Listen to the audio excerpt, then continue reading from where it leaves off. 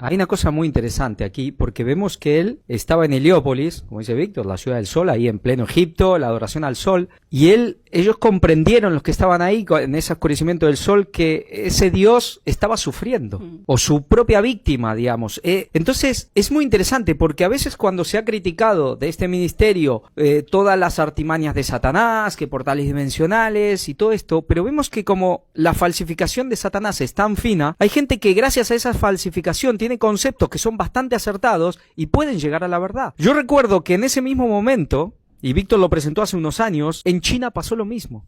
En China, en la ciudad imperial, donde antiguamente, es decir, hace unos 2600 años más o menos, entró todo el tema del dragón, el taoísmo, pero antes se adoraba a un dios del cielo, que tiene un altar todavía en la ciudad prohibida. Pero ahí la gente, y un chino que estuvo en Inglaterra mucho tiempo, que se había convertido cristiano cuando fue a China, lo trataban como de traidor, y él se sintió mal y empezó a investigar y vio que antes había una adoración a un dios único. Y empezó a ver, y en los registros imperiales, en la época de la cruz de Jesús, ellos tenían registrado que ese Dios que era un rey, había venido al mundo y había muerto por los pecados de los hombres. Es impresionante porque no solo en Heliópolis, también en China, en muchos lugares, muchos comprendieron lo que estaba pasando, porque tenían un conocimiento, quizás ya mezclado, porque esa falsificación es muy similar. Pero gracias a que nosotros podemos mostrar esas falsificaciones, hay gente en esos lugares que entonces puede conocer la verdad más fácil también.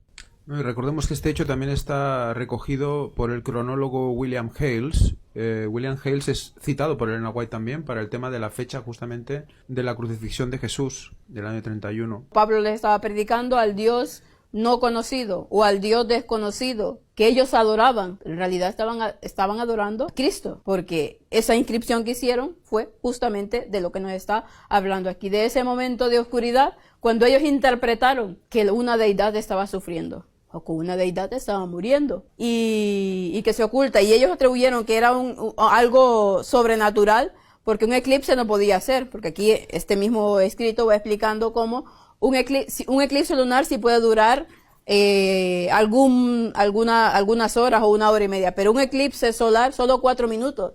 Y en este caso, desde la hora sexta a la hora novena duró el sol ocultado. Entonces, lo que ellos van explicando de que dicen de cómo luego de que sale de que se acaba la oscuridad, es como que si la luna saliera en todo su resplandor y cruzara el disco solar. Lo que decíamos con Víctor, que bueno, es una explicación que ellos van dando, pero que en realidad lo que pudo haber pasado es que el sol se ocultara porque la nave de Dios, recordemos que la deidad estaba en la crucifixión de Cristo, el Padre, el Hijo y el Espíritu Santo, y la nave de Cristo, la nave de Dios, que ya hemos hablado tantas veces de eso, fuera la que se pusiera de frente a ese sol y lo ocultara todo. Ese es algo muy interesante porque nos hace ver aquí que esto no fue algo normal, sino que algo totalmente sobrenatural. De hecho, la descripción que has hecho de cómo el sol se ocultaba de este a oeste y luego se volvía a resurgir, es como si esa nave se pusiera delante del sol y luego se quitara para cuando llegaba y se iba, ¿no? Y recordemos, para aquellos que estén escuchando y quizás esto les parezca un poco extraño, pues que vean al respecto de lo que encontramos en el monte Sinaí. Ahí hay una huella de la nave de Cristo.